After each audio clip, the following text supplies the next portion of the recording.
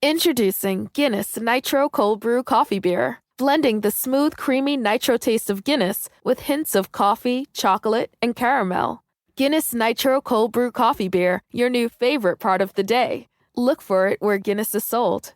Must be 21 and over to purchase. Please enjoy responsibly. Diageo Beer Company, New York, New York.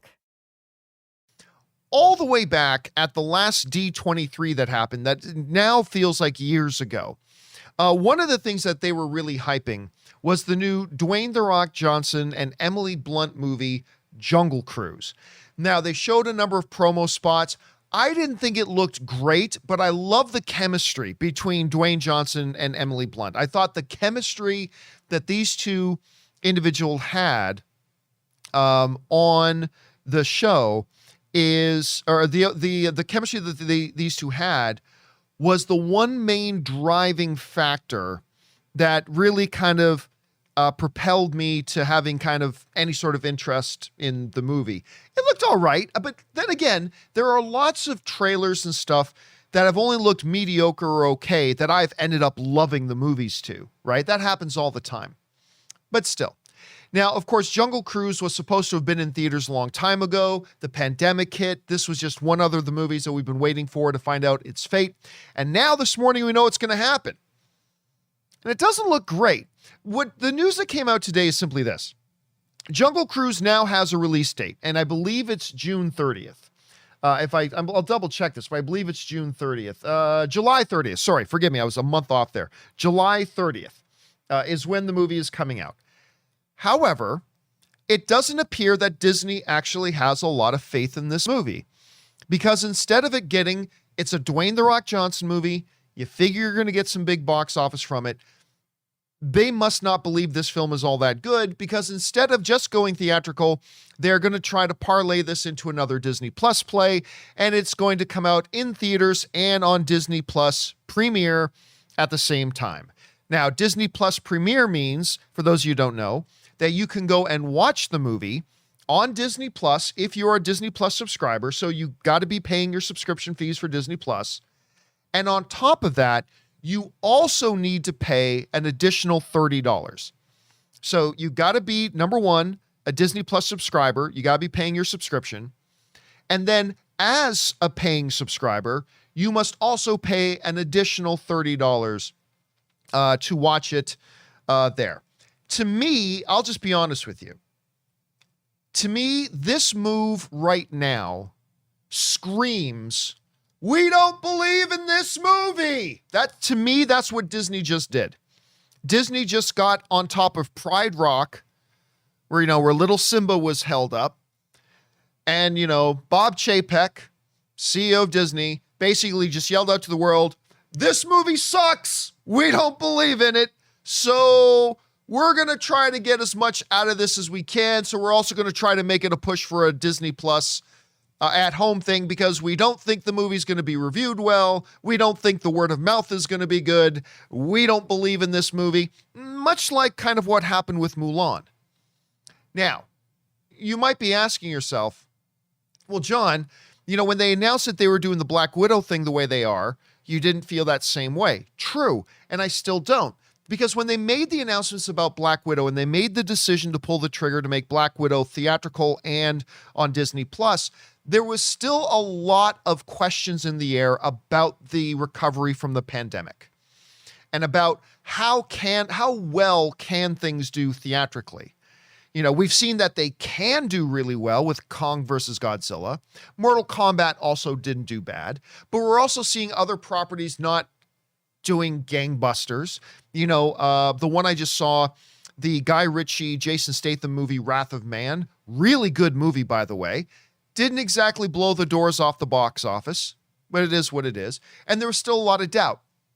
Now we're seeing the recovery, and they're talking about nearly in August, and they still decide to do this. And look, I might be dead wrong, right? I mean, listen, I thought, Up was going to be one of Pixar's first really flop of movies.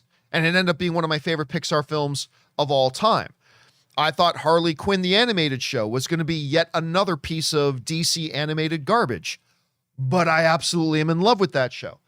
And maybe I'll go see Jungle Cruise, and maybe it'll be like my favorite Dwayne "The Rock" Johnson movie of all time, right? Maybe. We haven't seen the movie yet. I can't say it's good. I can't say it's bad. But from where I'm sitting, my interpretation of this right now, and my interpretation may be bang on the money, or it may be way off. We'll find out once we see the movie. But my interpretation of it right now is this move right now, this is screaming, we don't believe in this movie. We don't think people are going to like this movie. And they are right now just desperately trying to find a way to mitigate what they are expecting to be not so positive word of mouth and not so positive reviews. And they're trying to find ways to mitigate that by finding other ways to benefit from it. So they're dumping it onto Disney Plus with this Premier Access BS. Be a paying member to Disney Plus. Also give us another $30.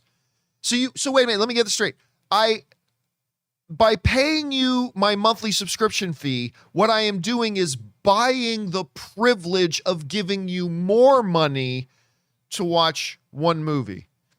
Anyway, I know you guys know when it comes to the Premier Access thing, I still haven't really kind of figured out how I feel about it. Some days I feel very optimistic about it. Hey, it's another revenue stream. It offers some possibilities sometimes. And then there are other days like today, like I'm going to tell you what, guys, I just rolled out of the wrong side of the bed today. I was telling my wife earlier, I said, you know what? I don't know what my problem is today. I'm in a bad mood.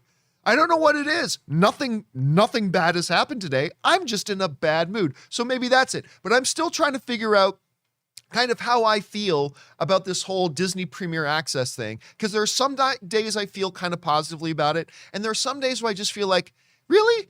So my reward for being a monthly subscriber and giving you money every month, my reward is that you want me to give you more money?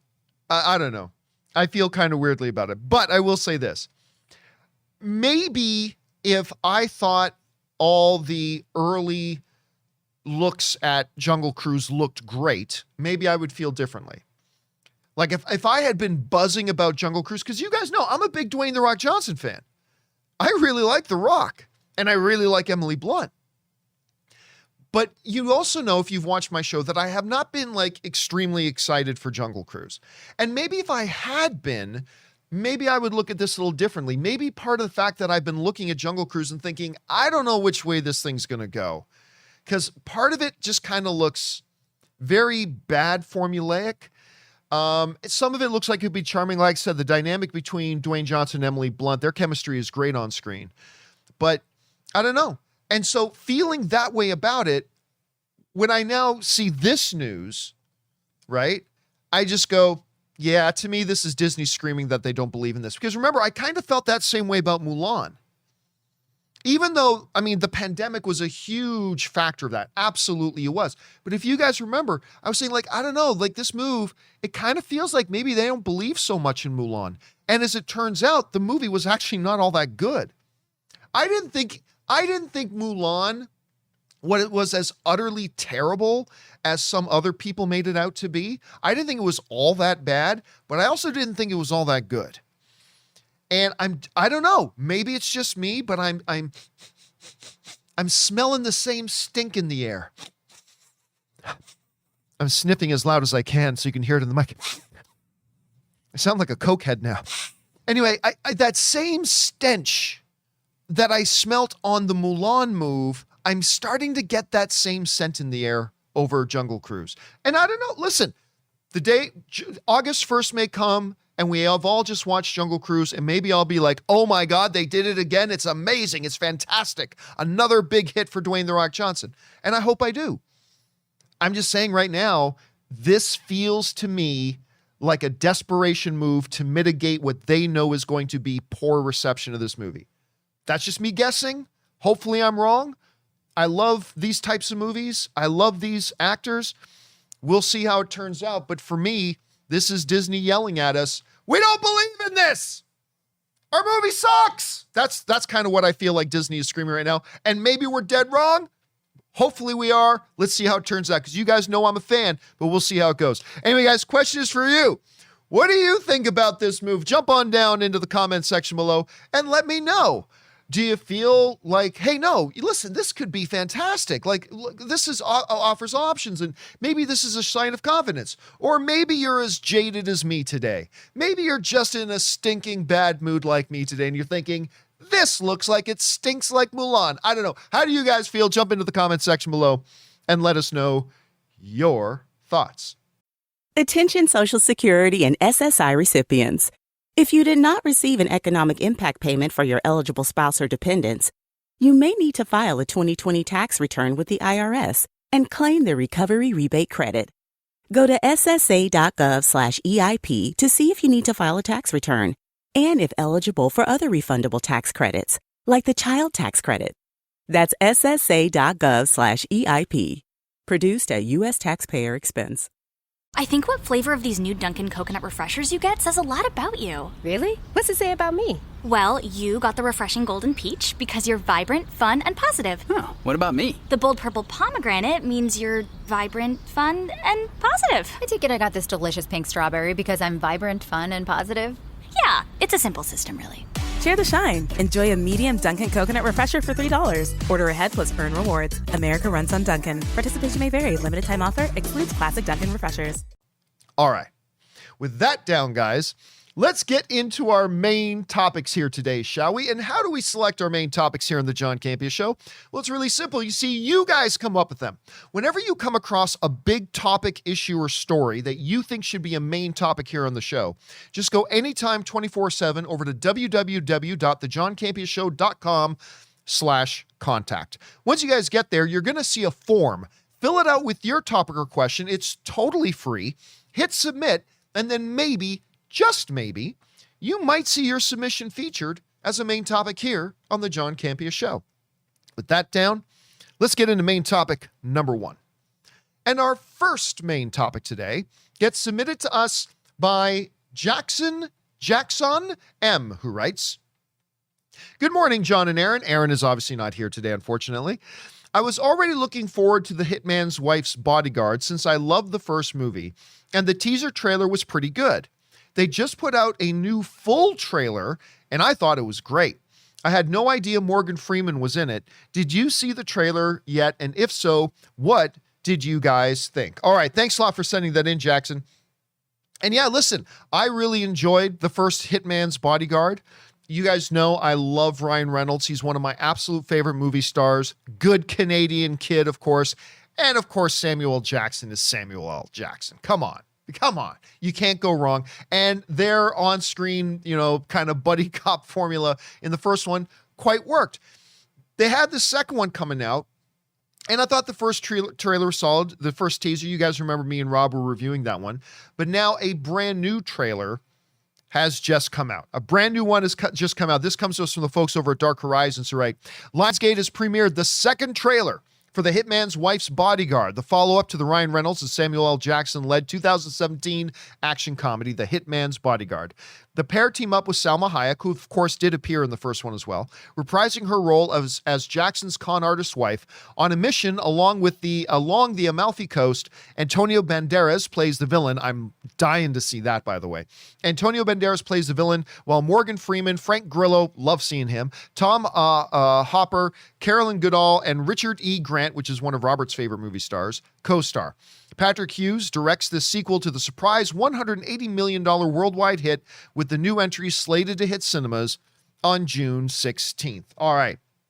So the new trailer comes out, and not the best trailer of the year. Very good, though. This was very good. But did any of you guys notice this? Did this jump out to any of you?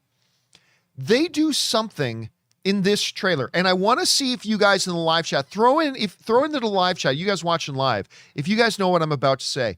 But they did something in this trailer that jumped out at me right away that I have not seen in a trailer in a long time. And Richard in the live chat just nailed it. They had the voiceover guy in the trailer. They did the whole "in a world," although they didn't use the words "in a world."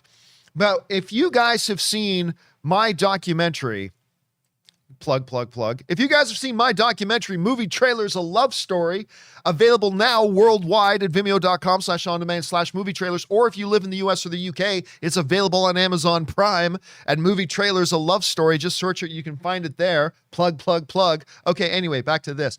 But if you guys have seen my documentary, you know that obviously was something that was a huge part of Movie Trailers for a very long time. In a world, he was a cop on the south side of San Francisco. A girl, a boy, and their magical journey to Featherland. I just made that up. I don't know. But that is something that disappeared a while ago. We do not hear that very much. We don't hear that. And so when I went in and I hit play to watch this trailer, and like one of the first things that I absolutely hear is, he was a bodyguard. I don't remember exactly what it is he said, but I'm like, what the hell? I haven't heard that in a while. Anyway, I'm getting too hung up on this fact that they used a narrator's voice, but still, I haven't heard that in a while. Anyway, trailer looks great. Antonio Banderas. I love Antonio Banderas. So seeing him as a villain in this. One weird thing about the trailer was you don't see one glimpse of Morgan Freeman in the entire trailer. Not a single glimpse of Morgan Freeman in the entire trailer until they go, and Morgan Freeman. And like, wait, what? They just kind of threw that in there last second. Which, well, that's fine. Look, does this look just like the first one? Yes. Does this look like Ryan Reynolds being Ryan Reynolds? Yes. Does this look like Samuel L. Jackson just being Samuel L. Jackson? Yes. But is any of that bad? And I contend to you, my friends, I don't think any of that is bad. I think it looks like it's going to be fun. I was grinning watching the trailer. I think it's solid, so sign me up. I'm excited for the hitman's bodyguard's wife. Question is for you guys, or the hitman's wife's bodyguard. That's it. Question is for you guys. What did you think about this trailer in a world? What did you guys think about it? Jump on down to the comments section below and let us know your thoughts. Okay, guys. With that down, let's move on to main topic number 2. And our second main topic today gets submitted to us by Ryan. And Ryan writes, "Hey, John and crew. James Gunn has now stated on Twitter that the upcoming Peacemaker series will be getting a season 2. Actually, no, he didn't. But anyway, will be getting a season 2, and that certain major character introductions are being saved specifically for this reason. I hope I have my facts right there. Thoughts? Thanks. All right. Thanks a lot for sending that in, man. And listen, I got to say, it was surprising to me. That we heard they were doing a spin-off series for the Peacemaker character that's going to obviously be appearing in the upcoming James Gunn directed Suicide Squad movie. Was not expecting to hear that they were going to do a spin-off TV series for HBO Max. And if they did, I honestly didn't think it would be the Peacemaker character. Now, look, I'm a little bit torn on John Cena. In some ways, I think this dude has really developed well with his comedic timing. I think he does really well. When he is a supporting character, when John Cena is a supporting comedic character, I find he fires on all cylinders, and he can be very, very funny and very, very good and a real asset to any movie they have him in. John Cena as a lead has been problematic. So you go back to that comedy he did, Blockers. Remember that? The one with the cock blockers, but it was short. They shortened it up to just Blockers. Not a bad little movie. But it showed that he wasn't yet ready to carry a film, to be the main guy of a film. Not that he can't get there, and not that he might not be there now. I'm just saying, at the last time we really had a chance to get a sample size and a taste of John Cena trying to lead something and be the main focus guy, to me, it showed that he wasn't quite ready for it.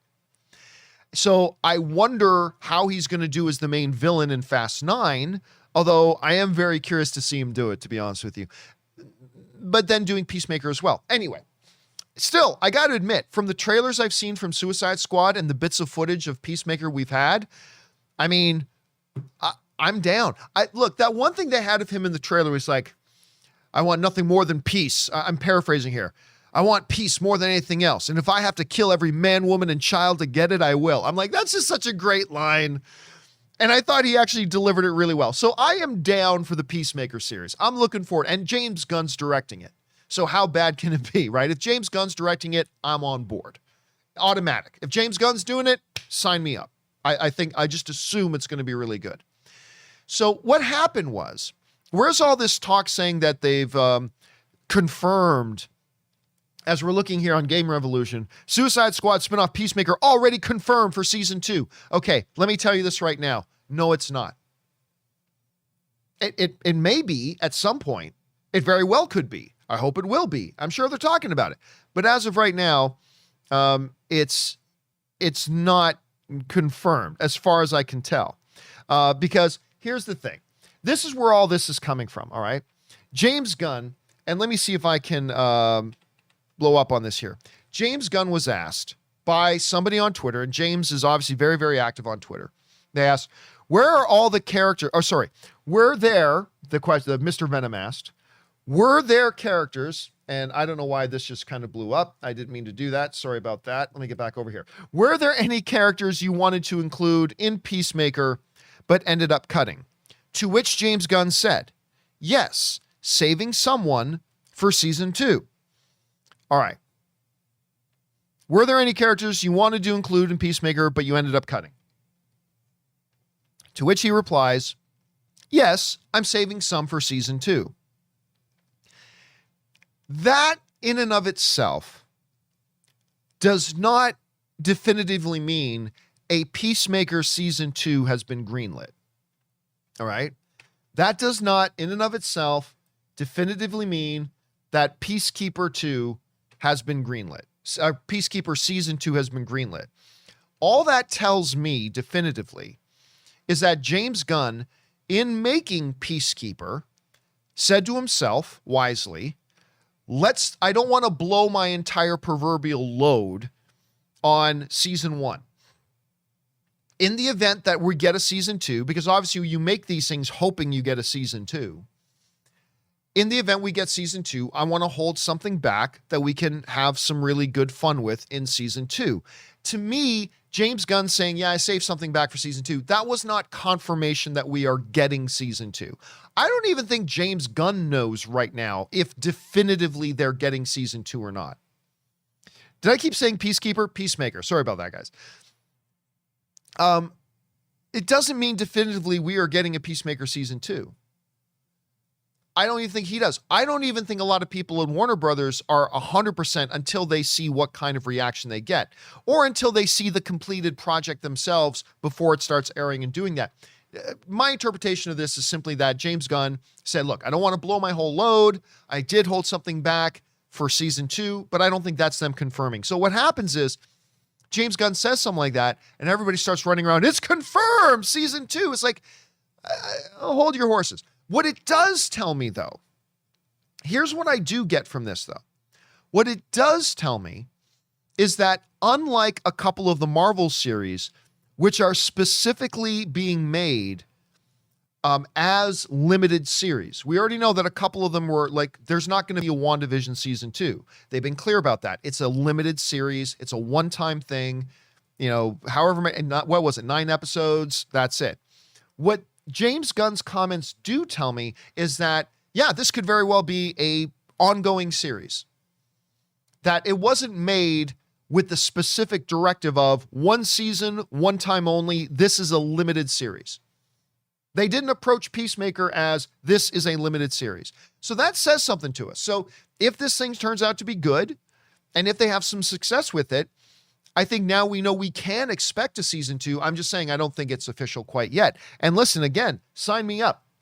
If this Peacemaker character can come across nearly as good as he in the entirety of Suicide Squad, and obviously in the entirety of Peacemaker season 1, then I'm all for it. Because I think he's come across really well in those trailers. Or maybe he'll suck. I don't know. We'll have to see. Question is for you guys. What do you think about this? At the very least, what we do know is that they're not making Peacemaker as just a limited series. They are opening the door for more seasons. Maybe you interpreted James Gunn's words as saying, yes, definitively, it's confirmed we're doing season 2. I don't interpret it that way yet. What do you guys think? Jump on down into the comment section below and let us know your thoughts. Okay, guys. With that down, let's move on to main topic number 3. And our third main topic today gets submitted to us by James. And James writes, "Hi, John. I just recently seen that both Shang-Chi and The Eternals may not be approved for release in China. This is due to potential stereotypes in Shang-Chi and a negative reaction to, comments from Chloe Zhao. How do you think this will affect Marvel Studios long term, as China is a huge market, even if they only receive around 25% of the box office?" Okay, thanks a lot for sending that in, James. And yes, listen, we have known for a while that, let's back up even a little bit more. Every year, China only allows a set limited number of American films to open in China. It's not like other countries in the world where, oh yeah, if you make a movie in America, you can play in any country you want. You can play it anywhere you want. China has more of a more controlled environment than that. They have rules where only X number of films every year from America are even allowed to play there. That, by definition, means the vast majority of movies that get produced every year do not get to play in China. That's just default, all right? So you have a chance of getting your American-made film in China, but if the spots fill up or whatever their reasons are, the likelihood is if you make a movie in America, it will not get to play in China. All right. That's just the default. But some every year do. Some do. Obviously, being the second biggest movie market in the world, Marvel is very keen on having their films, which are big box office movies, to play in China. Now, granted, China being the second biggest box office market in the world is mitigated by the fact, whereas in North America, the studios get to keep about 2/3 of the box office that gets made. In China, if I understand it properly, studios only get to keep about 25% of the box office. So yes, it's the second biggest box office market in the world, but the amount of box office that the studio gets to keep out of China is drastically smaller than it is in other countries around the world. So it mitigates itself a little bit, right? Anyway, a couple of films that have really been on the radar as far as us movie fans go and talking about what are their chances of getting into China are two of Marvel's upcoming films. One is The Eternals and one is Shang-Chi, starring Simu Liu, who was born in China, but is a good Canadian kid, by the way. One of the stars of Kim's Convenience. I love that show. Good Canadian show. Anyway, I can get sidetracked on that for a while. Now, with the Eternals thing, the problem has been more obvious. Director Chloe Zhao, who is the reigning, defending best director in the world. She won best director. She was anointed, I should say, best director in the world this year by the Directors Guild of America and by the Academy. She won best director at those, and her film Nomadland, which is amazing, won best picture at the Asterix Academy Awards this year. Anyway, Chloe Zhao, who's Chinese, made some really harsh comments.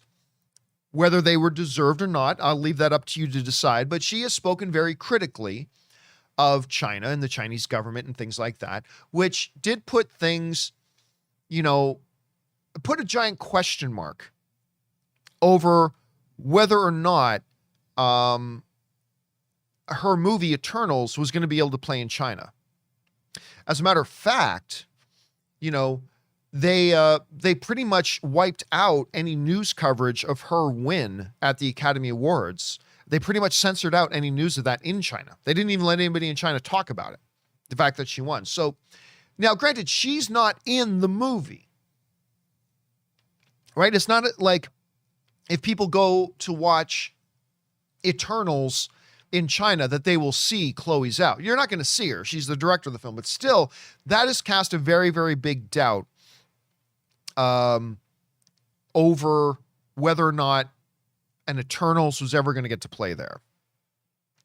But there's another film, which is Shang-Chi.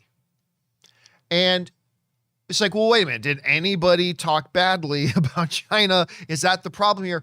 The problem with this one, it seems to be more of a perception problem. There is a perception problem that they are guessing that China and the Chinese people are not going to be portrayed in a favorable way. As a matter of fact, they're even writing about it on their local social media. This comes to us from Variety, who writes, this week, many Weibo users echoed this sentiment.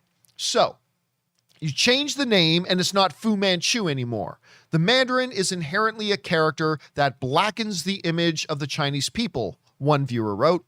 I hope China Film and the censorship authorities won't be bought out by this.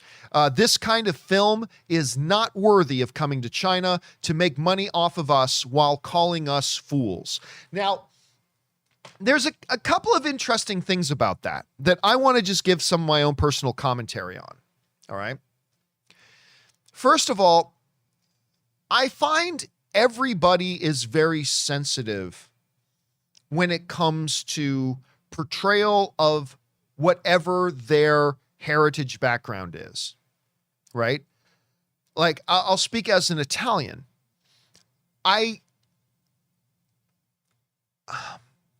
I'm a little confounded sometimes because whenever inevitably there is a villain in a movie or a show or a mobster in a movie or a show that is portrayed as being Italian, I see a bunch of my fellow Italians get their knickers in a twist and going, you're negatively stereotyping Italians. And I'm like, no, wait a minute, time out. The hero in that movie or TV show was also Italian. The good people of the town in that thing were also Italian. And yes, a bad guy happened to be Italian. They were not saying inherently all Italians are mobsters and criminals and villains. But a lot of Canadians get sensitive. 15 minutes could save you 15% or more. Oh, that's a cheer we used to do in softball. What? It's actually Geico's. Whenever someone hit a triple, we would wave our bats and yell, 15 minutes could save you 15% or more. But we never got to use it because we would only hit home runs. Annoying. The phrase is from Geico because they help save people money. Geico? Yeah, they were our team sponsor. Geico. 15 minutes could save you 15% or more. 15 minutes could save you 15% or more. Oh, that's a cheer we used to do in softball. What? It's actually Geico's. Whenever someone hit a triple, we would wave our bats and yell, 15 minutes could save you 15% or more. But we never got to use it because we would only hit home runs. Annoying. The phrase is from Geico because they help save people money. Geico? Yeah, they were our team sponsor. Geico. 15 minutes could save you 15% or more. You know, they didn't portray Canadians in the right way, and Canadians get sensitive. Oh, don't even get me started with Americans. Americans do this, so don't go pointing at other guys. Americans do this as badly as anybody else. What is that movie saying? Americans are bad? No, they're just saying that the bad guy in this movie happened to be American, but you know, the heroes were also American. And I find that, and true, it looks like China and Chinese people are not immune to that. Chinese people are not immune to that either. It's like, yeah, okay, the villain, the Mandarin, is the bad guy, but so is the hero. So, I mean, I don't know. But there seems to be some kind of concern in China about the portrayal of China and the Chinese culture and Chinese people and stuff like that. And what I really don't understand, and this is true of Italians, Canadians, Americans, Jamaicans, anybody, is people getting all upset and getting their gitch in a twist over a movie they haven't even seen yet. We do it all the time. And it seems like this is a really bad trait in movie fans, regardless if they're Canadian, American, Jamaican, or Chinese.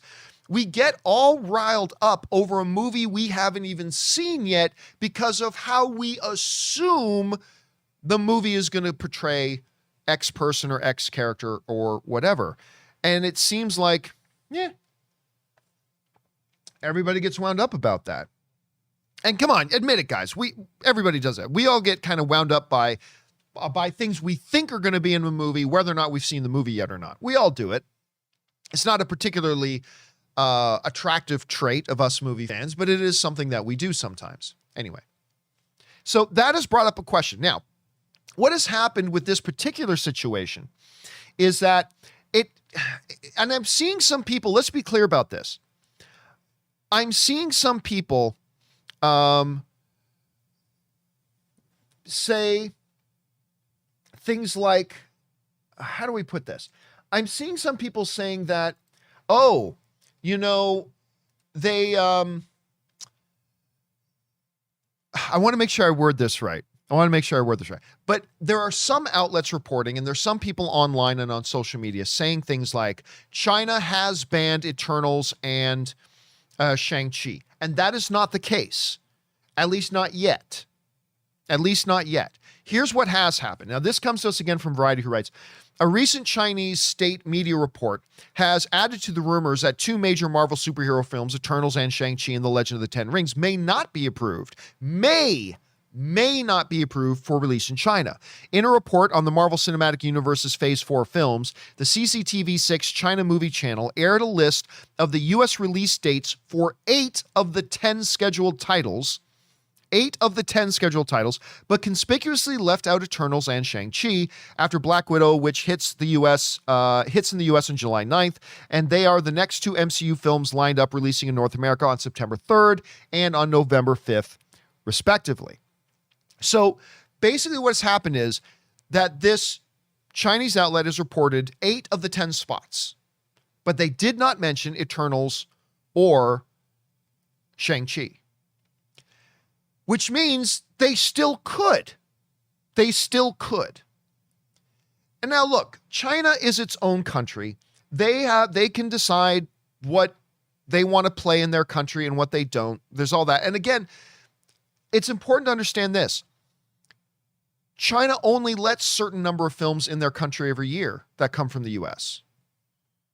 So if they don't let in Shang-Chi or if they don't let in Eternals, I suppose we shouldn't really be all that completely surprised.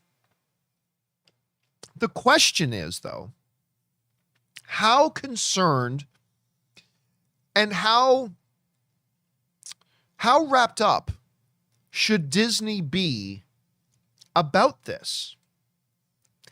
Should Disney devote a lot of worry and a lot of concern and a lot of effort about getting their films in the Chinese market? Films like Eternals. Should they worry about it too terribly much? On the one hand, and I know everybody likes to draw a line in the sand, but let's try to take a step back and look at it from both sides for a second. All right, everybody take a deep breath and let's proceed here. Disney is a business, and you're not in business for fun. You're in business to make money, and you make decisions to reach as big of a market as you can, to make as much money as you can for your products. That's what businesses do.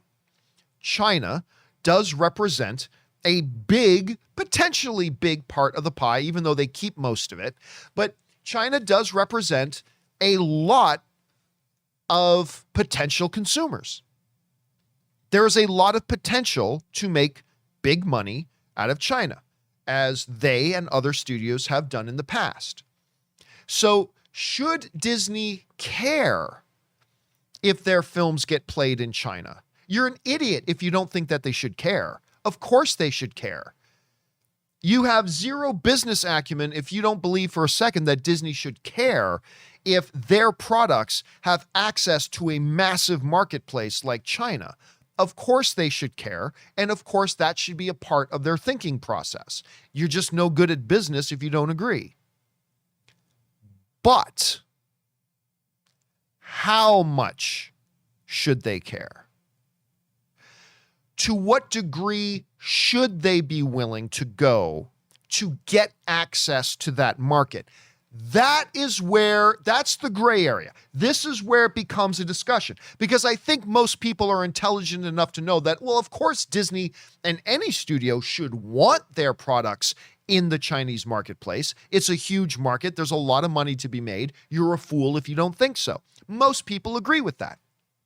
Most people also agree you shouldn't be willing to step over the corpse of your dead mother just to do something that you want to do. So there's the two extremes. You don't do anything to acquiesce to China's demands, but you don't just ignore the Chinese marketplace at the same time. So the question is, where in between these two extremes, how far in between those two extremes should Disney be willing to go? Should they be willing to remove Chloe Zhao as the director of Eternals? Well, on the one hand, that would fix the problem for China. I think China would instantly go, okay, yep, it's cool. You take that little problem out, that little Chloe Zhao problem out, and we got a deal. Here's the problem, though. Disney's not willing to do that, nor should they be willing to do that. As a matter of fact, even if Disney wanted to do that, they wouldn't be allowed to do that because it would violate all sorts of contracts and the collective bargaining agreement with the Directors Guild of America. Chloe Zhao directed the movie. You can't remove her. It's just that simple. You can't. But I don't think Disney would be willing to either. As a matter of fact, Disney has even been going off on a lot of their talking points. We've been hearing Kevin Feige talking lately about Chloe Zhao, Chloe Zhao, Chloe Zhao, Chloe Zhao. Like, Disney's not even trying to downplay the Chloe Zhao part. They're going off shouting it. Chloe Zhao, Director of the Year, Best Picture winner. Chloe Zhao, Chloe Zhao, Chloe Zhao. Right? The only thing that Kevin Feige isn't doing is walking around with a big Chloe Zhao face on his shirt, right? But they're clearly not backing away from Chloe Zhao, and nor should they. I think we all agree they shouldn't be willing to do that. And really, as far as Eternals go, and maybe you guys agree or disagree with me on this, as far as Eternals go, I don't think there's anything that will make China happy regarding Eternals short of Chloe Zhao not being associated, or having Chloe Zhao coming out and make a statement renouncing everything she said before about China. But she ain't going to do that, and I don't think Disney's going to ask her to do that. So I think Eternals is a lost cause. I'll tell you that right now. I think Eternals is a lost cause. Because there's not even anything that Disney could do about Eternals to make the Chinese authorities happy with it. The only thing that could be done, and I don't think Disney's willing to even try to do it, is to get rid of Chloe Zhao or make her renounce her statements. And I don't think Disney's wanting to do either of those things. So that's off the table. All right, well, what about Shang-Chi? Shang-Chi could be a different situation. It could be. Because it doesn't seem like there's any individual that they're worried about on Shang-Chi, as far as I can tell. It's not like they have a big problem with Simu Liu. And nor should they have a problem with Simu Liu. It doesn't seem like they have a particular problem or issue with the director involved. It seems to have to do with what their perception is and what their guesses are as to how Chinese individuals and maybe Chinese culture are going to be portrayed in the film. Okay, if Eternals is a lost cause, Shang-Chi, there could be some wiggle room, right? And I think, and I know there are going to be hardliners that disagree with me, but I think if there is reasonable compromise to be made with, marginally to unimportant aspects of your movie, then you make those things. If there are things that they want you to change that fundamentally change your film, you say, no, thank you, and you walk out the door. But if there's something that can be done that doesn't really affect the integrity of your film, do it. So I think if Eternals is a lost cause, I think there is room for Shang-Chi to have like Disney reps go to China, sit down with their, with their censorship board and say, okay, here's our film. Tell us we stand behind our film. We're confident in it. Sit down, here it is, take a look at it, and tell us any of your concerns. And if there's any concerns that you have that we can address, we're open to discussing it. whether it's however a certain character is portrayed or whatever, it's never bad to listen. It's never bad to listen. And then after listening, if you feel like, you know what, we could make these little changes and it wouldn't affect our film at all, but it will make them happy and it will give us access to the second largest movie market in the world, then from a business point of view, you do it. However, if it's like, okay, they came back and they wanted us to change the villain they wanted us to green screen out the Mandarin and have the villain be Uncle Sam, and it's this big American guy with a giant USA hat on his head, and it's a character we've never heard of, and it's Uncle Sam.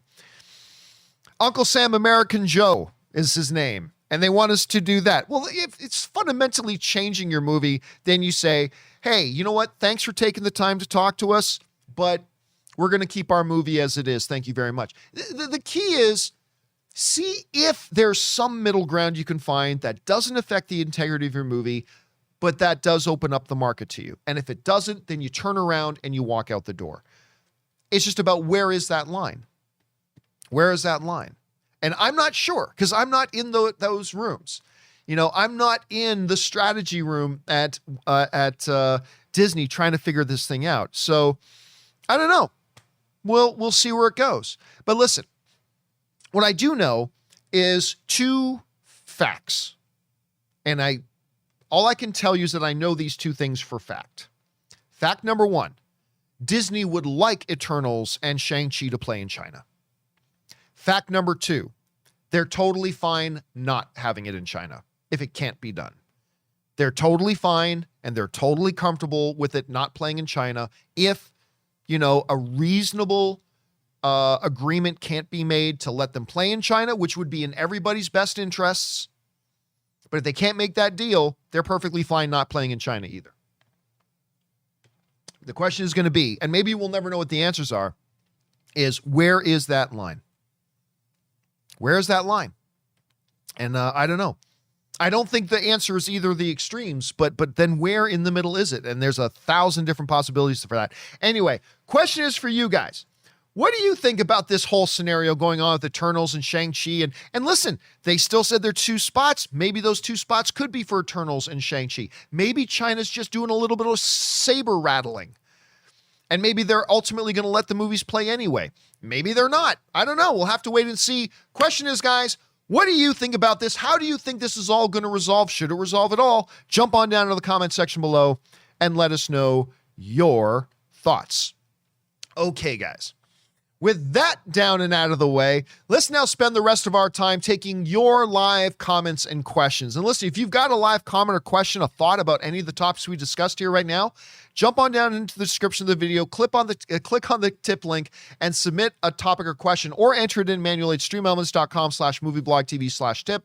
You'll be getting your comment or question on the show if it's appropriate for the show, of course. And of course, you'll be supporting this channel at the same time. Okay. I think what flavor of these new Dunkin' coconut refreshers you get says a lot about you. Really? What's it say about me? Well, you got the refreshing golden peach because you're vibrant, fun, and positive. Oh, what about me? The bold purple pomegranate means you're vibrant, fun, and positive. I take it I got this delicious pink strawberry because I'm vibrant, fun, and positive. Yeah, it's a simple system, really. Share the shine. Enjoy a medium Dunkin' coconut refresher for $3. Order ahead plus earn rewards. America runs on Dunkin'. Participation may vary. Limited time offer. Excludes classic Dunkin' refreshers. Me, but also you. The Pharaoh fast forwards his favorite foreign film, Powder Donut. Okay, what's my line? The only line I see here on the script is get options based on your budget with the Name Your Price tool from Progressive. Oh man, that's a tongue twister, huh? I'm sorry, I'm gonna need a few more minutes. Bulbous Walrus, the Bulbous Walrus. The Name Your Price tool, only from Progressive. The owl ran afoul of the comatose coxswain. Progressive Casualty Insurance Company and affiliates. Price and coverage match limited by state law. Let's get on over and start seeing what you guys have to say. We start off here with K Major, who writes, "You saw it, John. We all saw it. Venom likes ketchup on eggs. Join the cool side." Of course, one of the most fundamentally disgusting things human beings have ever done to and with their own bodies is those sick, depraved individuals, you know who you are, blights on humanity, who put ketchup on your eggs. You are less than human. You deserve to be cast out into the wintry gulag. Your parents should turn their backs on you. Your children should hang their heads in shame. Ketchup on eggs. But anyway, yes, in the Venom trailer, we see it. Venom slaps some ketchup on eggs. All I can say is this, is that yes, if you are a black, gooey alien substance that also enjoys eating human flesh, then ketchup on eggs might be for you. If you are likened unto a black, gooey alien substance who also enjoys the taste of human flesh, then yes, ketchup on eggs might be for you. I swear to God, if I ever run for public office, anti-ketchup on eggs is going to be my main political platform. That I'm doing my whole campaign is going to be about that. Turn in your neighbors if you've seen them putting ketchup on your eggs, and let's get them deported. That's my one political stance. That's it. My whole political position right there. All right, next up. That and pineapple on pizza. All right, next up. Alan writes, hey, John, I saw an article on Variety that says Shang-Chi and Eternals were left out of China's Movies Channel upcoming release dates. For now. How important is the Chinese box office? Do you think Marvel will end up bending a bit? Well, again, we just kind of talked about that. If there are areas to bend that don't compromise the integrity of your movie, then do it. And I think they'd be willing to do that. I'm sure they'd be willing to bend a little bit here or there. Again, there's really nothing they can do about Eternals. Chloe Zhao directed it, and Chloe Zhao said what she said. With Shang-Chi, that maybe there's some benefit to be had there, but would it be enough? I don't know. And again, I just refer you back to our whole conversation we just had. It's a great question, Alan. It's a great question. But I would say just refer back to what I was just talking about. All right, next up. Jason writes, hey, John. Thanks for the many years of great content and discussion. Well, thank you for being along for the ride, Jason. I appreciate that, man. I started following you at the movie blog when Revenge of the Sith was released and the audio edition stuff with Doug. Great times and looking forward to many more. Well, listen, I get a lot of people who talk to me who write in and say, hey, man, I've been watching since, the Man of Steel review at AMC, or they're like, I've been watching since, early days of Collider or whatever. But the real OGs, and thank you to everybody who's been watching me for any period of time, but you can always know the real OGs when they can reference the movie blog. And for those of you who don't know, I kind of got started in this whole space just by writing a blog. I put together a blog.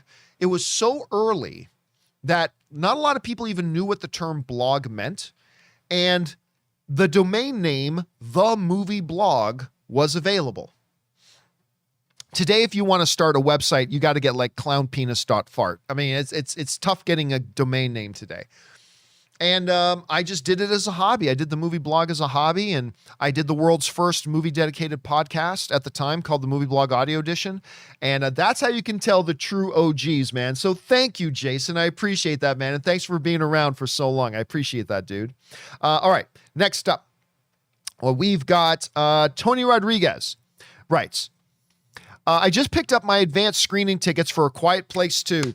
Bravo, sir. Bravo. I cannot wait to watch that. Today for May 27th. Oh, and for the guy that wanted your music, all he has to do is go to an old show that you use to take a few minute breaks, and it's the complete song, Rip the Video. And you know what? Let's give you an opportunity to do that right now. All right, so just take what I just gave you, loop it, and there you go. You got like a 3-hour version of the song right there. Thanks for writing that in, Tony. Appreciate that, man. And hey, here's hoping Quiet Place 2 delivers. I'm hearing nothing but great things about it. You guys know the first Quiet Place movie was my absolute #1 favorite film of 2018. And I have been very, very anxiously awaiting Quiet Place 2. Gonna get to see it in theaters end of this month. Very excited. Good on you, Tony, for getting those tickets. All right, next up. Willow writes, wow, how does someone get Star Trek mixed up with Mork and Mindy? I'm now picturing Spock saying nanu nanu. Okay, so here's what Willow is talking about. Let me see if I can bring this up here. Willow clearly follows me on Twitter. And you guys can also follow me on Twitter. Simply just on Twitter or Instagram or whatever social media channel you want. You see my handle right there, just at John Campia. That's where you can follow me. But anyway, so yeah, this came up the other day, and I put this on Twitter yesterday because this is a real thing that happened. Ann and I, we decided, I haven't been to a Best Buy in over a year. Going to Best Buy for me is like going to the toy store. I just love going to Best Buy and looking at things and maybe buying some stuff. And Ann wanted to go to Barnes & Noble. And so there's a shopping center right close to where Ann and I live that has a Best Buy, a Barnes & Noble, and they have a Chili's. I like Chili's. Whatever. I like Chili's. So we decided to go to Chili's for dinner. And we eat in the bar side. And I overheard this conversation. And I put this up on Twitter yesterday. True story. Real conversation I just overheard at the restaurant. Now, this one woman was saying to this guy with a little bit, I swear to God, I'm not trying to be stereotypical. She had a little bit of a Southern accent. Okay. I'm just telling you the way it happened. Don't judge me. Now, is Mr. Spock the one that says Nanu, Nanu? I swear to God, this is exactly what happened. So I just sit there, try not to look over and try not to laugh too hard out loud. So of course, I got on Twitter and I said, now, is Mr. Spock the one that says Nanu, Nanu? All I could think about is the meltdown that Robert Meyer Burnett and my friend Scott Mantz would be having if they were here to hear that. Absolutely, I couldn't believe it. And the lady wasn't joking. Is Mr. Spock the one that says Nanu, Nanu? Of course, that is the great Robin Williams in Mork and Mindy.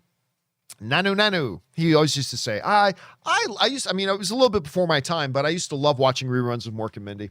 Anyway, thanks for writing that in, Willow. All right, next up, we've got Peter Cunnington, who writes, Zack Snyder's Army of the Dead completely replaced Chris D'Elia with Tig Notaro after the allegations. They did it all with green screens. Do you think they could do something similar with Death on the Nile for Armie Hammer? I don't think so. There was a good article in Deadline they did an article basically talking about the problem that they're facing with Death on the Nile. Obviously, there have been a lot of allegations, some serious, some completely salacious, but there have been a lot of allegations and a lot of controversy surrounding Armie Hammer lately. And it kind of presents them with a problem. Like when they made Death on the Nile, none of these accusations were public. Nobody knew about it. And so they made this movie, and apparently he is like, it's a big ensemble cast, but he is pretty much the male lead of the film. And when you're in that much of the movie, just trying to pull some green screen wizardry probably isn't going to cut it. And so right now the studio is really kind of struggling with and trying to figure out, how do we handle this Armie Hammer situation? Like, what do we do about it? And so for right now, I don't think they have a definitive, release date for Death on the Nile. I don't think they've got a definitive release date, and I don't think they know what to do with it. And it's very possible that they may end up just sliding it onto HBO Max. I mean, maybe without even any fanfare, but I think he's so prominent in the movie that I don't think just green screening him out. I mean, there's some people just think green screen can do anything, and it's a lot tougher than it sounds, and it's a lot more expensive. Not to mention taking him out kind of makes it a big story as well, and then that whole cloud would be hanging over the movie. So I'm just guessing right now, but my guess is that they're going to end up very quietly just dropping Death on the Nile onto HBO Max. I don't know that. I'm not telling you that John Campea reports. No. That's just my guess right now.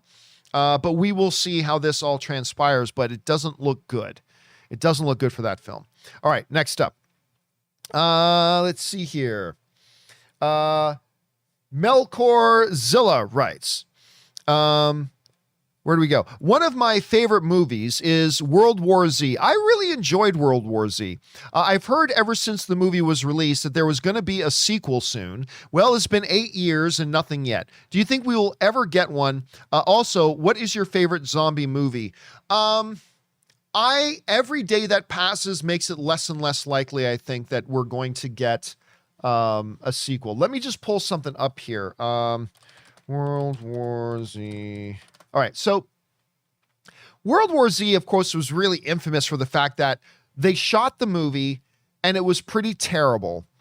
And they pretty much went back, invested a ton of money, and reshot like 3/4 of the film. But it's good that they did, because honestly, to me, I thought the movie turned out really good.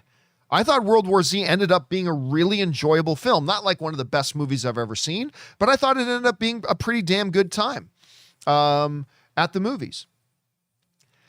But there has been so much drama. Like, there were budget issues, director problems, scheduled availability. Of course, Brad Pitt is the producer of it, but there have been issues. Look, I think there's still a chance we could get it, and I would love to see it, but every day that passes, I think, lessens the chances. So I would say right now I'm dubious that we'll ever actually get a World War Z 2. As far as my favorite zombie movie, there's not much zombie stuff I like. There are a few zombie movies that I do quite like. For the most part, I'm not a big fan of the genre. I find them all very much to be the same thing. Like everything, a zombie thing is a zombie thing, with a few exceptions. One of those exceptions that is truly a movie I absolutely love, and I'm sure most of you guys, let me see if you guys in the live chat can guess which one I'm going to say. We'll see which ones of you guys like know me well enough to know which movie I'm going to say I actually really, really do love, and is actually my favorite zombie film. Somebody's guessing Train to Busan. Nope, but that is another exception. That's a movie I like. I like Train to Busan, zombie movie. It's not 28 Days Later. It's not Zombieland. It's not Dawn of the Dead. None of you are getting it. Dominic Alvarez gets it. Dominic gets it. Shaun of the Dead. Shaun of the Dead is my favorite zombie movie of all time. It's also, especially at the time, it was also the most unique of all the zombie movies. But a couple of you guys have thrown in some that I do like. Like, I don't like a lot of zombie stuff, but Train to Busan, I really loved. Obviously, Shaun of the Dead, and Warm Bodies. I really did it, again, because it was a very, very different kind of take on the zombie thing, is why I liked Warm Bodies. It's not that's the only stuff I like. There's a few, but I just find I don't get excited about zombie stuff. Although, I am going to go see Army of the Dead tonight. I am going to watch Army of the Dead tonight, and I am pretty excited about watching that. Whether or not it just turns out to be more zombie fluff, I will see, but I am very interested in seeing how this one turns out. All right. Thanks a lot for sending that in, man. Next up, we've got MD, who writes, me and my hubby watch every superhero show, sci-fi show, anything in that realm, even some bad stuff. But with Jupiter's Legacy, even we were like, do we have the energy to watch this? I mean, we did, but it was the first time that we asked ourselves that. Listen, I got to tell you, Jupiter's Legacy is a disappointment on a lot of different levels. Number one, it's a disappointment just because it's a disappointing series. I mean, it's not garbage. I hear some people talking around, it's the most awful thing ever. No, it's not. It's got some good things in it. But I was disappointed in it. I thought it could have been something very, very special, and it ended up being a little bit of a chore to watch it. But it's also disappointing because it kind of breaks a streak. Because I feel like everything that's been coming out lately, whether it's The Boys or Doom Patrol or the Harley Quinn animated series, Invincible, like all this stuff, Superman and Lois, which I never thought I would like, it feels like we've had this really great hot streak of all this comic book material coming out that we've been really enjoying and has exceeded our expectations. And so Jupiter's Legacy comes along, and it's like, not only was it disappointing in and of itself, it's also very disappointing because it kind of breaks that streak. And I am with you, MD. I kind of felt that as well. It's like, I felt fatigued. Comic book fatigue? I don't know that it's comic book fatigue, but trying to get through Jupiter's Legacy, even though it had some very good things in it, I felt like it was a chore to get through. It's like, I'm finding this a bit fatiguing. So I don't know. But it was a disappointment. Again, I don't think the worst thing in the world. I don't think it was total garbage. I think there's some very good things about it. But yeah, overall it was kind of a letdown, MD. All right, next up. BB Kingpin writes, Hearing about Margot Robbie wanting a Harley Quinn and Poison Ivy movie, I disagree with that idea because of the animated show. I may be one of the few people that actually liked Poison Ivy and Kite Man's relationship, and about halfway through the first, I to get the feeling that they only introduced the relationship of Poison Ivy and Kite Man was as a storytelling avenue for her and Harley to get together. No, I agree. I mean, maybe not the only thing. First of all, the relationship between Poison Ivy and Kite Man. I love Kite Man in the Harley Quinn series. Hell yeah, I love Kite Man. Kite Man is great. He's entertaining. He's fun. He's a likable character. And one of the reasons I really, really loved that triangle, Harley, Poison Ivy, and Kite Man, one of the reasons I loved it so much is because what is the stereotype in all movies and TV shows? When the hero is in love with a girl, but the girl is already with somebody, that somebody is always an asshole, right? Think about it. Like, I don't know, let me pull a movie out of my ass. Karate Kid. Oh, Daniel likes the girl, but the girl's already got a boyfriend. Well, who's the boyfriend? Johnny. And Johnny's an asshole, right? It always happens. Whenever the hero of the movie is in love with the love interest, but the love interest is already with somebody, that somebody always ends up being a total dick or douche or asshole or jerk or whatever. I really loved that in Harley Quinn. One of the complications of that developing relationship between the two of them was the fact that Ivy was in a relationship with a legitimately good man. And that complicated things, because otherwise it's easy. Dump, in the words of Vanilla Ice, dump the zero and get with the hero, right? Dump the zero and get with the hero, as Vanilla Ice would say. It makes it easy. It's clean. It's simple. But in Harley Quinn, they made it difficult and they made it hard. And yeah, I really loved that. So I liked Kite Man a lot. I liked the very charming relationship between Poison Ivy and Kite Man. I loved the problems and the complications that came from that being a good relationship with her original relationship with Harley Quinn. And it gave it also a bit of a moral dilemma in her making the decision that her heart really belonged to Harley. I thought that all was great. I think it made Kite Man great. I think it made Ivy great. I think it made Harley great. I think it's just made for great television to watch. So I see what you're saying, I do, but I actually think that all made it even more enjoyable. And don't worry about Kite Man. He'll come flying across. See what I did there? He'll come flying across just fine in the rest of the series. All right, let's move on now. Next up, Carolina 29593 writes, "Good morning, gangbangers." Kiss, kiss, gang, bang. I'll never be able to live that down. Was wondering if Rob's there. Rob's not here, obviously, on Thursdays. I had an opinion about the TV series The Rifleman. It's too bad Rob's not here because I know he knows this show. I am not. I've never watched the show myself, but Rob has. The TV show The Rifleman, every time Lucas McCain stood tall and did something heroic, all I can think of you is your grr man moments on the screen. Yeah, I've never watched Rifleman. Was Sean Bean in that? I can't remember. Maybe I'm thinking about something totally else, but was Sean Bean in The Rifleman? I thought Sean Bean was in that. Maybe I'm completely wrong about that. You guys let me know in the comment section, but I know Rob has talked about this series. I know he's talked about that, and I know he's liked it. I know Yellow Flash is actually asking the more important question. Did Sean Bean die in The Rifleman? Was he even in it? I'm not sure. But I know Rob likes it, and I know Rob's talked about it. But I myself, not familiar with it, haven't seen it. Sorry about that, Carolina. But I'm sure there are a lot of other people watching who know the show you're talking about and will be able to relate with what you're talking about. Probably we'll just jump in the comments. I'm sure people will make some references there. Thanks, Carolina.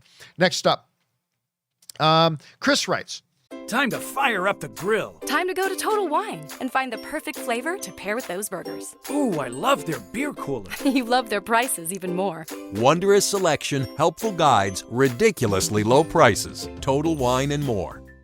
Turn off your laptop. We're on staycation. I'm on TotalWine.com. They have so many rosés, Chardonnays, and Prosecco's. It feels like a real vacation. Wondrous selection, helpful guides, ridiculously low prices. Total Wine and more.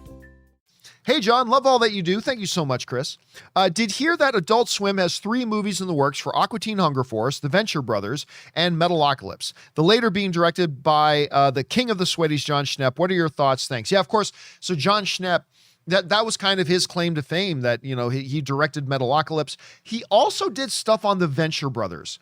I know that. I can't remember what exactly he did on The Venture Brothers. I even think he did some editing on Aqua Teen Hunger Force. At any rate, yeah, I saw the news, but was then kind of disappointed. So for those of you who missed this, a story came out that they are producing movies for The Venture Brothers, Metalocalypse, and Aqua Teen Hunger Force. I particularly love Aqua Teen Hunger Force. I've always loved Aqua Teen Hunger Force. And the Mooninites, I love them too. Anyway, but then I read that they're really straight to video on demand. They're straight to DVD and Blu-ray and rental, and then they'll kind of be put on HBO Max after they've done the DVD and Blu-ray and VOD thing. And so I got kind of excited when I first saw the headline, because I thought, oh my gosh, am I going to be able to go to a movie theater and watch Metalocalypse or watch, you know, an Aqua Teen Hunger Force movie? And it's not even a big Netflix or a big HBO Max release. It's like they're making them pretty cheaply. They're going to be straight to DVD at first, and then they're going on. So I'm not going to lie to you, man. That made me kind of instantly lose interest. Now, don't get me wrong. Aqua Teen Hunger Force, I'll watch Frylock and Master Shake and Meatwad. I'll watch those guys doing whatever. So I'll probably still check it out. But it kind of took a lot of the way. It's like, oh, okay, so it's just a quick little cheap thing they're doing. That was my first reaction. Maybe I'm wrong about that, but that was my first reaction to it. All right, thanks, Chris. Next up. We've got an anonymous viewer writes, greetings. Sean Connery portrayed the Green Knight in 1984. So, you know what? I had somebody else write me that and say, I didn't realize, I did not know this. Sean Connery portrayed the Green Knight in 1984's Sword of the Valiant with Miles O'Keefe as Sir Gawain. Now, of course, this is referring to the upcoming movie, The Green Knight, that Dev Patel and Joel Edgerton and Alicia Vikander are starring in. The new trailer for that dropped the other day. It looks great. The story of Sir Gawain and the Green Knight is great mythology, but I was not aware of that film, and I had somebody else write in the other day and say, hey, John, by the way, did you know? And I did not. I did not know. That's the great thing about the community. I'm always learning new things, so thanks for sending that in, Anonymous. Appreciate that. Next up, Miguel Zayan writes, hey, John, hope you're doing well. I am doing exceptionally well, thank you. Some films that I rewatched. Life of Pi, really good film. Speaking of Dev Patel. Actually, was that Dev Patel in Life of Pi? Oh, sorry, I don't want to speak out of turn. I thought it was. I mean, obviously, Slumdog Millionaire. But who was it in Life of Pi? You know, I got it itching that it wasn't him. Hold a second. Life of Pi. There we go. I know Irfan Khan was in it. But who was the kid? Oh, no, that wasn't Dev Patel at all. Well, what was I thinking? Yeah.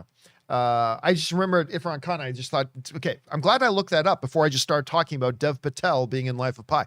Anyway, great movie. Of course, it was surrounded by a lot of controversy because the visual effects company that busted their asses making it and they won Academy Awards for it then had to go out of business because of the working conditions. Anyway, a lot of stuff about that. Anyway, Life of Pi and Green Book. I loved Green Book. Mahershala Ali.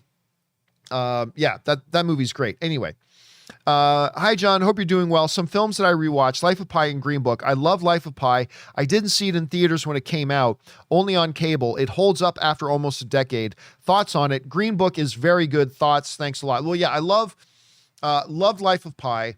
Loved Green Book. Loved Green Book. Viggo Mortensen, Mahershala Ali. It was my pick to win Best Picture. It won a whole ton of Best Picture awards leading up to the Oscars, and then it won the Oscar for Best Picture. And I'll never forget this. Like when Green Book won Best Picture at the Academy Awards, a bunch of people acted surprised. And I remember we talked about this on my show. People were like, what? Green Book won? It's like it was winning all sorts of the other awards leading up to the Academies. It was one of the front runners. Yeah, it won, and it totally deserved to win. I'm not that there weren't other deserving winners too. I'm just saying that it's a fan-effing-tastic movie, and it winning Best Picture was my pick. I mean, that was, I thought that's the one that should have won, and it won. And it was pretty predictable that it was going to win if you looked at the entire award season leading up to the Academy Awards. And then a bunch of people acted surprised. And it's like, meh. And it's just a magnificent effing movie. You know, what does Rob often say? Look for great characters with great dialogue and a great story. That's Green Book. With phenomenal Academy-level performances for Viggo Mortensen and Mahershala Ali as well. And a great story. You learn a lot from it as well, just about the American context at the time. Brilliant effing movie. Love both those films. Anyway, next up. Let's see here. Mr. Farts writes, after seeing Dumb and Dumber, I can no longer hear I Knew She Would Make Me Happy without cracking up. Is there a song that you can no longer ever hear the same after seeing it in a particular context in a movie? Yeah, that comes up every once in a while. A really good, well-placed song in a movie. It can just make or break a scene, but it can also ruin that song for you. Now, granted, the Bryan Adams classic, Everything I Do It For You, I believe, if I'm not mistaken, that was actually written for the Robin Hood movie that Kevin Costner did. But of course, whenever I hear that song, all I think about is Robin Hood. The other one for me, and this is a more recent one, Stuck in the Middle, Reservoir Dogs. Stuck in the middle with you. Like, you can't hear that song now and not think of Reservoir Dogs, right? Like you can't, your mind cannot separate one from the other, right? The other one though, which is a more recent one, but is Immigrant Song in Thor Ragnarok, right? It's always been an amazing song, of course. But once you see it done to Thor, and Thor, that's all I ever hear. It's all I ever hear now. And whenever I hear Immigrant Song, I expect to open my eyes and see images of Thor Ragnarok. So those are a couple that kind of jump out to me. Anyway, next up, we've got we did Miguel, we did Ms. Fards. Preston the Kryptonian writes, hey, John, I wanted to empathize with you on your pain of having to watch previews after the listed showtime of a movie. When I went to see Mortal Kombat on opening weekend, I timed how long the previews were, and I kid you not, they clocked in at 27 minutes. Listen, the joking aside, I have said this before, but I will say it again. If you want to attract more people coming to the theaters, you have to, if you're the theater industry, like you're not responsible for making the movies. You have nothing to do with how good or bad the movies are. But if you're the theatrical industry, you've got to do everything you can do to make the movie going experience better. And I'm fucking sorry, but sitting through a half hour of commercials is not how you make the movie going experience better. F you. All right? I like trailers as much as anybody. I spent a year of my life making an entire documentary about trailers. I love trailers. But when you say, come see, I don't know, what's coming out, For Those Who Wish Me Dead. I'm going to go see that this weekend. The Taylor Sheridan movie with Angelina Jolie. I'm going to go see that this weekend. Very excited about it. But you tell me, come see For Those Who Wish Me Dead at 7 p.m. Don't effing start the movie at 7:30. I paid fucking money to be in that theater to watch what you said was a 7 p.m. showtime. And I paid you to be in there, and you're showing me a half hour of commercials. I used to love, they just closed the ArcLight Theater. They just closed the ArcLight in Los Angeles, which sucks because it was a great movie-going experience. But the ArcLight had a very hard rule. 3 trailers, movie starts. 3 trailers, movie starts.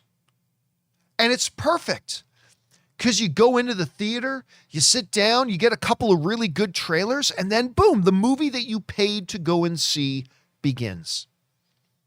This 25, 27, 30 minutes of trailer BS has to stop.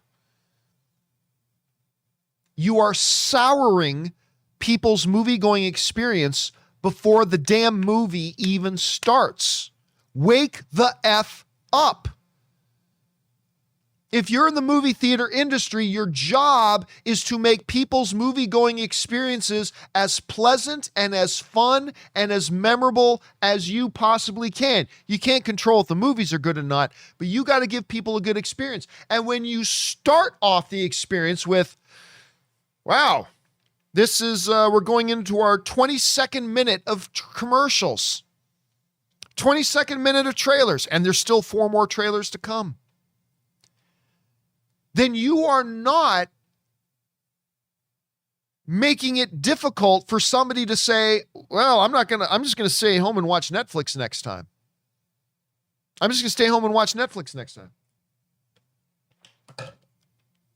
I've been harping on this for years, and now that the movie theaters are coming back, and I want the movie theaters back, it's time to start harping on this again till these idiots, these morons who run things like AMC and whatever, wake up and start realizing you're starting people's movie-going experience with a bad experience. Yay, we got here to the movies. Okay, we're sit down in our seats, and what's the first thing that happens? You're making us watch 25 minutes of trailers. And a movie you said started at 7 doesn't actually start till 7:30. I don't know. It's a big thing to me. It really does bother me. It's something I think they need to fix, Preston. Okay, next up. We've got Bob from Buttville writes, do you remember the Human Centipede? How can anybody forget the Human Centipede? And would you agree that film was too effed up, even for modern horror standards? Oh, dude, I've seen worse. Oh, believe me, I've seen worse, especially in indie horror. The Human Centipede just happened to get attention. It just happened to get attention. So everybody's familiar with the Human Centipede. But believe me when I tell you, my film-loving brother, that I have seen worse in smaller independent horror film. I really have. But yeah, it's pretty effed up. It's pretty effed up, Bob. No doubt about it. All right, Starbutt writes, I'm sensing a theme here. Having met many celebrities, have you ever had an unpleasant interaction with an actor, director, etc., that was so bad it made you not able to enjoy their work? Yes. Hardly ever. Hardly ever. And in reality, a bad experience that was so bad, it made it difficult for me to actually enjoy. Like, I've had bad experiences with some celebrities, whatever. Everybody has a bad day. Everybody has a bad day. Celebrities are not exempt from that. You know, you could catch a celebrity on maybe the worst day they've had all year. Maybe they come across harsh. But if you saw them any other day of the year, maybe they would have been great. There was only really one time that I had an experience, actually a couple of experiences, with a particular actor that was so bad, I just don't care for their movies anymore. And I'm not going to say who it is. I'm not going to say who it is. Because I'm not one of these TMZ gossip, hate spreading things. But yeah. It is only one I can think of that it's actually affected the way I can actually even see their films. But I'm not going to say who. But thankfully, when you consider all the celebrities that I've met and all the directors and all the actors and all the writers, the fact that it's really only been that bad once is actually pretty good. That's actually not bad. All right. Next up. Joel C81 writes, good day, John. Lots of talk about A Knight's Tale lately, because it's just had its 20th anniversary this week. But no mention of Alan Tudyk. Yeah, Alan Tudyk was in that as well. He was really good in that. He is fantastic in everything he touches, especially his latest show, a dark comedy series called Resident Alien. Have you checked it out? Well, I'm going to assume you don't watch my show all the time, Joel, because I talk about Resident Evil. I've talked about that several times. I love Resident Alien. Did I just say Resident Evil? Anyway, Resident Alien. I love Resident Alien. Love that show. And that role, I mean, Alan Tudyk was born to play that role. He's so great in it. But I'll tell you what, with everything that he's been in, whether it's Serenity and Firefly, whether it's A Knight's Tale, whether it's, Alien, Resident Alien, which I love and you guys should absolutely watch. The best thing I've ever seen him do was in this one season only lasted show on NBC called Powerless. Let me see if I can find this. I'm going to see if I can find it. I'm not sure that I can. Oh my gosh, it's right. Look at that. I pulled it up and it's all right here.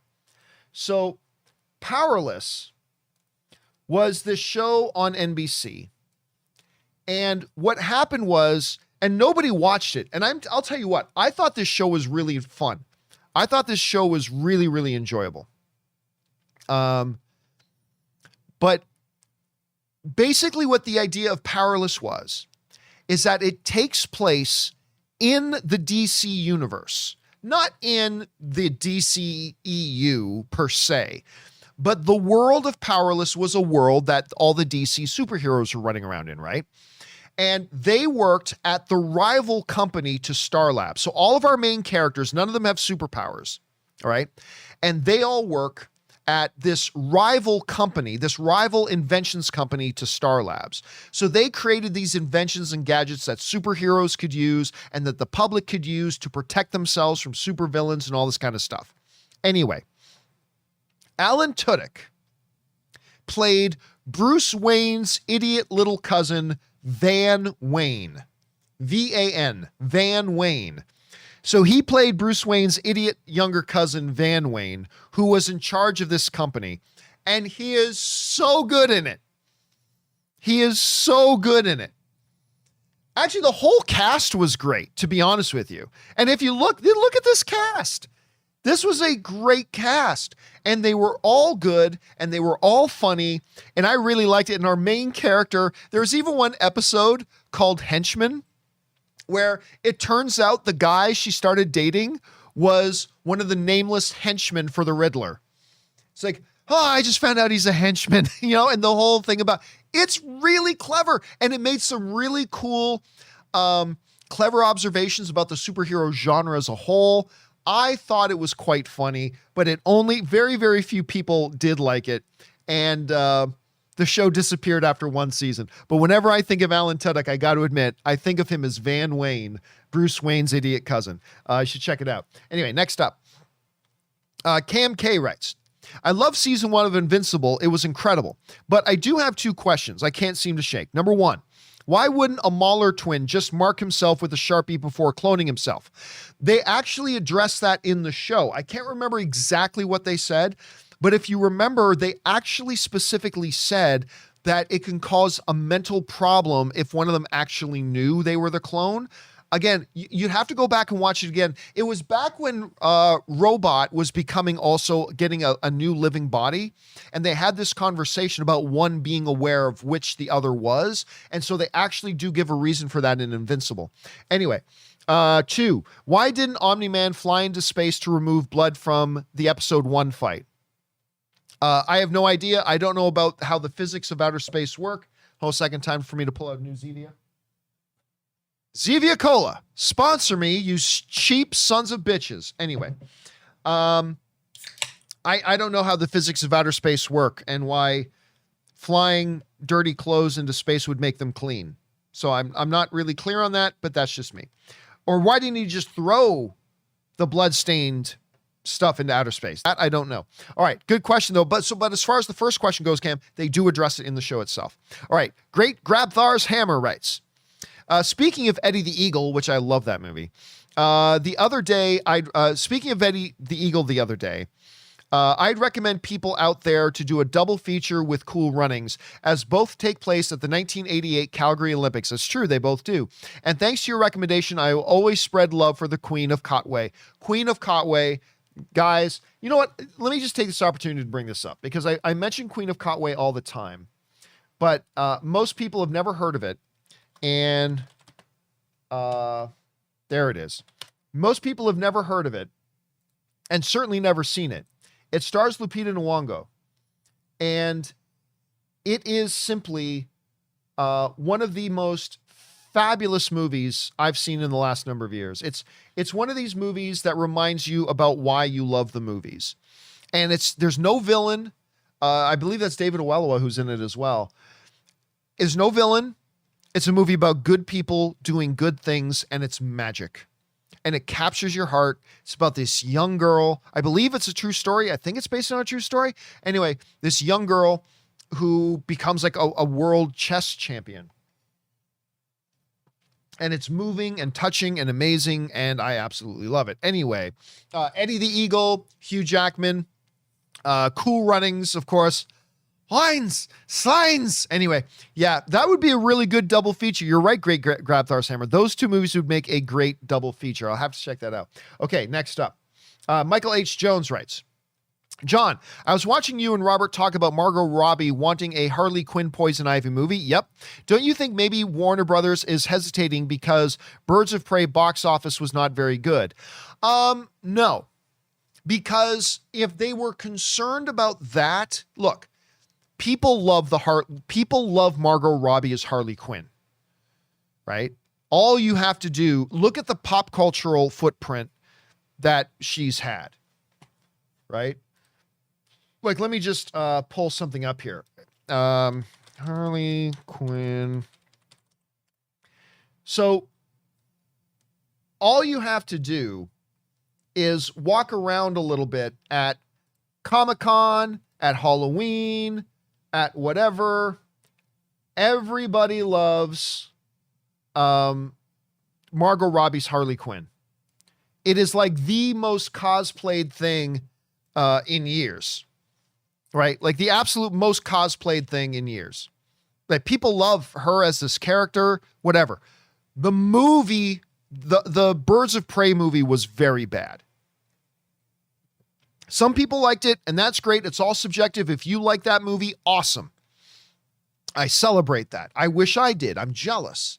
But I thought the movie was really awesome. It was really awful, I should say. But I think Warner Brothers knows the problem wasn't Margot Robbie as Harley Quinn. If that were the case, they wouldn't have Margot Robbie as Harley Quinn in the new Suicide Squad movie, right? They would have just taken her out and put something else in if they thought she was the problem. I think they know she's not the problem. They know that's not the issue. So, and they want to do more with her. They're going to do more with her. So, no, I don't think, I mean, I could totally understand you asking the question, Michael, but I think we're going to see after Suicide Squad that, you know, there's going to be this huge pro push again for more Harley Quinn if James Gunn does his job, and James Gunn always does his job. So we'll see how that goes. So I can totally understand you asking, but I really don't think that's an issue. I really don't. And by the way, Michael Jones tipped in like $20. Thank you for supporting the channel on that level, man. I really appreciate that, dude. All right, next up, we've got Chewylicious. Right. I love that name. Speaking of 20th anniversaries of movies, this year marks the anniversary of the much underappreciated Jim Carrey film, The Majestic, release date December 21st, 2001. I was curious if you ever saw that film and what your thoughts were on it. Thanks for all that you do. Yes. Here's the thing about Majestic to me. The Majestic, and let me bring up some of the other things here. The Majestic felt to me, I remember talking to a friend of mine who went to go see it with me. It felt to me like a movie that was desperate to get Jim Carrey an Oscar. But I always felt like it was poorly done. I actually never thought it was all that good. Martin Landau was really good in it. But you know, it's Martin Landau. But I'll be honest with you. I always thought that I personally never liked The Majestic all that much. I think it was trying very hard, almost pretentiously so, to be something that it just wasn't inherently. Nothing against any of the people who were in it. But yeah, I just didn't like it as much. But anyway, I know some people that did like it though, including you. So, hey man, if that's a special movie to you, that's great. But yeah, I got to say it never really worked for me. And I think me and some buddies of mine like rented, you know, on one of those, you know, rent 3 movies for the price of 1 on Tuesdays at Blockbuster sort of thing. I think we might have rented it and watched it again. But yeah, I think those are the only 2 times I ever watched it. I saw it once in theaters. Then I saw it like once on DVD, and that was kind of it. And that was it. Anyway, thanks for that, Chewylicious.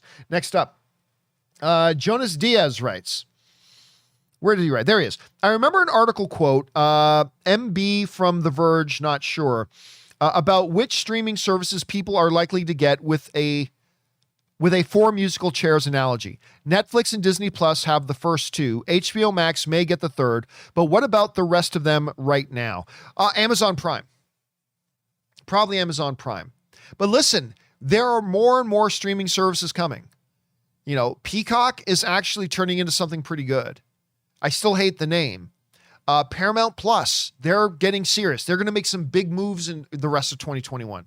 That's becoming a serious player. There are going to be others as well. But right now, yeah, the game of musical chairs. Oh, and by the way, Apple TV Plus, I should say. They've already got some good things. They are going to double down every year. I am telling you, 5 years from now, they're going to be one of the top 1 or 2 streaming services probably. Just because they have all the money in the world. Apple could buy and sell Netflix and Disney 5 times over. That's how much money Apple has. And they have already made it clear they are very serious about Apple TV Plus. You don't put up $200 million so Marty Scorsese can make a Killers of the Flower Moon if you're not deadly serious about your future as a streaming platform. So Apple's going to be a big one. But as of right now today, if there was a big game of musical chairs and only 4 of those streaming services could have seats, I would say I would agree with the Netflix, Disney Plus, and HBO Max. But I also believe Amazon Prime would be up there too. Number one, they just have so much good stuff. They've got the Lord of the Rings series coming. They already put out some of the best shows that are out there. The Marvelous Mrs. Maisel, The Boys, 2 of the best shows in the world right now. So yeah, I'd say that one would probably be the 4th one. All right. Next up. Thanks for that, Jonas. Jalen Pryor writes, hey, John, I would say it's been a while, but since you know I'm Iconic Reactions, I didn't know that. Iconic Reactions, then you know I'm always watching. Well, last time I sent something in, you said I should get some help with my mental health, and I did. I stopped smoking weed as well. I feel great. Okay, yes. We weren't joking around. We were being serious. I remember that. First of all, good on you. Good on you. It takes, because that's a double thing of guts right there. It takes guts, number one, to admit that, because listen, especially as a man, I don't know why, women just seem to have a better grip on this than men do. And look, I say that as a non-professional, but women seem to have a better grip on this and understanding that it is not weakness to say you need help with something. Men, I find we have it's almost like an admission of weakness if we say, hey, we are struggling with something. And so number one, it takes huge guts to step forward and say that, hey, listen, I'm struggling with something. I need help with something. All this kind of stuff. Number two, it also takes guts to then get off your ass and actively go and do something to get help. It is not weakness to say you need help. You know, I had pain in my leg. I was having a hard time walking. And it's like, I could just gut it out. I'm not going to be a baby and go to the doctor. Well, I went to the doctor. It's a damn good thing I did because I had deep vein thrombosis. I had a DVT in my leg. That if I didn't get it looked at, could have gotten worse, and it could have gone to my lungs or my heart. I could have had an embolism. Anything could have happened. Bad things could have happened. And when it comes to mental health, men struggle even more as if that's some kind of sign of weakness. It wasn't weakness that I went to the hospital to get my leg checked out. That was me wanting to stay strong.